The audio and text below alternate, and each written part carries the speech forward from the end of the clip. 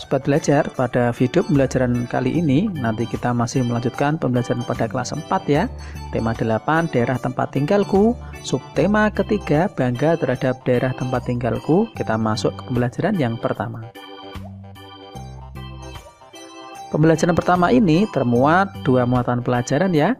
Ada bahasa Indonesia dan ilmu pengetahuan alam. Kita lanjut ke tujuan pembelajarannya, nanti sobat belajar bisa menyimak sendiri pada layar. Nah sobat belajar, langsung saja kita mulai pembelajaran hari ini. Sudah siap ya? Dan tetap semangat! Siti dan Lani bermain sepeda di taman dekat tempat tinggal mereka. Siti dan Lani bersyukur karena tempat tinggal mereka dekat dengan taman. Mereka bangga dengan lingkungan taman. Taman bersih, terbebas dari sampah. Saat bermain sepeda, Siti memboncengkan Lani. Tiba-tiba ban sepeda Siti bocor. Lani pun turun dari boncengan sepeda. Mereka akan membawa sepeda ke bengkel. Siti menuntun sepeda dan Lani mendorong sepeda dari belakang. Sepeda pun bisa bergerak maju. Itulah contoh hubungan gaya dan gerak benda. Bagaimana contoh hubungan gaya dan benda lainnya ya?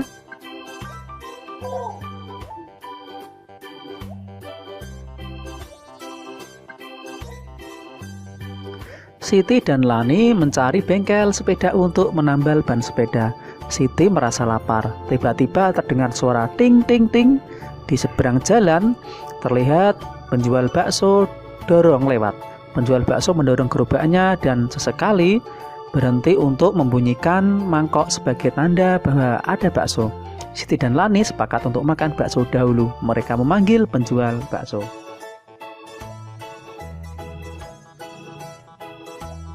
Selesai melayani pesanan bakso Siti dan Lani, tukang bakso melanjutkan perjalanannya. Siti dan Lani memperhatikan gerobak bergerak maju karena dorongan tukang bakso. Begitu juga dengan sepeda. Sepeda bergerak maju karena dituntun didorong, dikayuh. Mendorong dan mengayuh merupakan gaya yang dapat menyebabkan gerobak dan sepeda bergerak. Berikut lebih lanjut pengetahuan tentang gaya dan gerak ya, sobat belajar.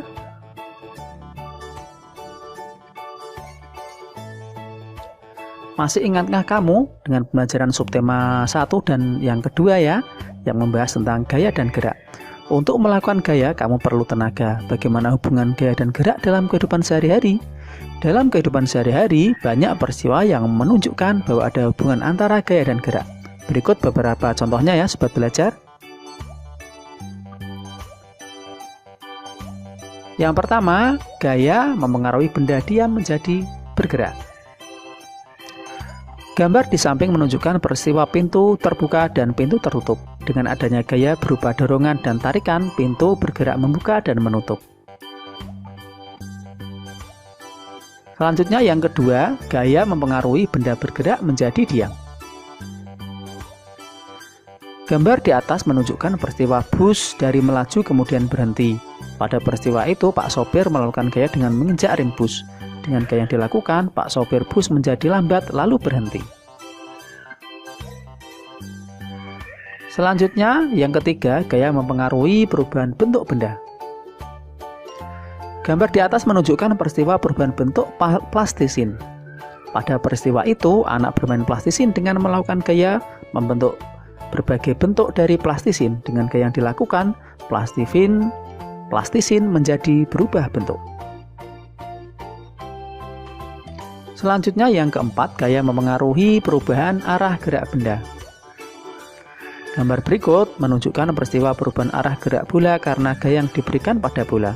Pada peristiwa itu, bola dilambungkan ke atas sehingga bola bergerak ke atas. Kemudian bola dipukul ke depan sehingga bola bergerak ke arah depan.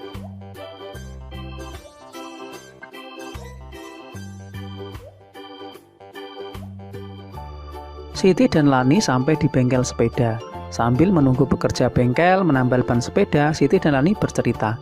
Saat Siti asik bercerita, tiba-tiba Lani berteriak sambil menunjuk ke atas. "Ada angsa terbang cantik, ya," kata Lani. Siti menjadi teringat bahwa ia pernah membaca cerita fiksi angsa dan telur emas. Berikut cerita yang pernah dibaca Siti. Mari membaca Angsa dan Telur Emas Aesop. Alkisah ada seorang petani sederhana memiliki seekor angsa. Angsa yang dimiliki petani bukan sekedar angsa biasa, melainkan angsa yang cantik dan istimewa. Keistimewaannya adalah angsa milik petani menghasilkan telur emas. Petani senang memiliki angsa istimewa itu. Setiap hari petani bisa mengambil telur emas di kandang. Petani membawa telur emas dari angsa miliknya ke pasar. Petani menjual telur emas dengan harga tinggi. Dalam waktu singkat, petani berubah menjadi kaya.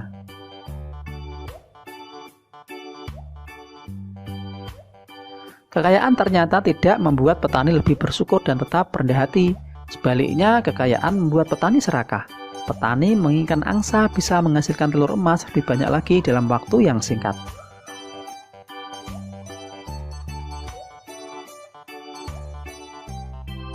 Petani tidak sabar dan ingin cepat menjadi orang kaya raya.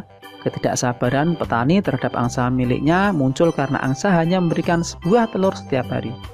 Petani merasa dia tidak akan cepat menjadi kaya dengan cara begitu.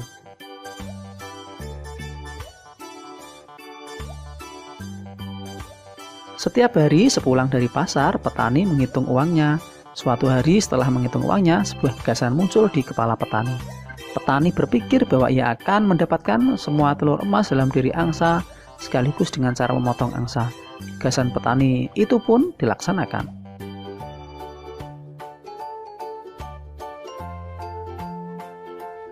Betapa kaget dan sedihnya petani ketika tidak menemukan satu telur pun dalam perut angsa. Angsa istimewanya terlanjur mati dipotong. Hanya penyesalan yang bisa petani rasakan saat ini. Keinginan petani menjadi kaya raya semakin jauh dari angan-angannya.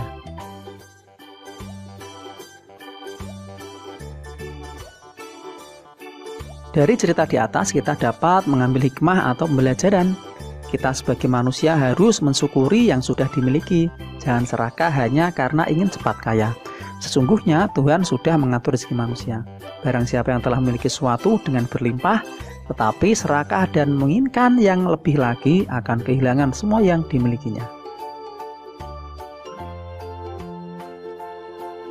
Mari berlatih sobat belajar.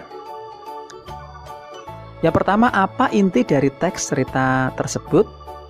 Inti dari cerita tentang seorang petani yang memiliki angsa istimewa. Angsa tersebut dapat bertelur emas. Petani ingin angsanya banyak bertelur supaya ia cepat kaya. Kemudian yang kedua, siapakah tokoh utama dalam cerita tersebut? Sudah jelas ya, sobat belajar. Petani ya, tadi tokoh utamanya. Kemudian yang ketiga, bagaimanakah sikap yang dimiliki tokoh utama? Sikap yang dimiliki petani yaitu tamak dan tidak pernah merasa cukup. Lanjutnya yang ketiga, maksud kami yang keempat, bagaimanakah seharusnya sikap tokoh utama atas nikmat yang sudah ia peroleh? Seharusnya tokoh utama bersyukur atas nikmat yang sudah ia peroleh. Kita lanjut ke nomor 5. Apa yang akan kamu lakukan jika menjadi tokoh utama dalam cerita tersebut? Jika menjadi tokoh utama dalam cerita tersebut, saya akan bersyukur terhadap rezeki yang telah saya peroleh.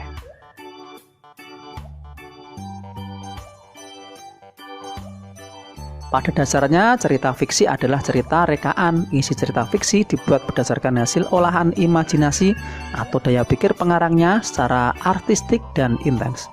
Cerita fiksi diwarnai oleh kultur, pengalaman batin, filosofi, religiusitas, dan latar belakang pengarang lainnya. Selain itu, cerita fiksi diolah berdasarkan pandangan, tafsiran, kecerdikan, wawasan, dan penilaian pengarang terhadap berbagai peristiwa, baik peristiwa nyata maupun peristiwa hasil rekaan semata. Mari berdiskusi sobat belajar. Kalian bisa mengisi kolom seperti contoh berikut ya. Judul cerita, angsa dan telur emas. Tokohnya petani, sifat tokohnya serakah. Inti ceritanya, cerita tentang seorang petani yang memiliki angsa istimewa. Angsa bertelur emas, petani ingin angsanya banyak bertelur supaya ia cepat kaya. Nah, kemudian kalian mencari cerita berikutnya ya, yang lainnya. Yang kedua, nah, contoh seperti ini, kalian bisa mencari atau menulis cerita tentang lutung kasarung.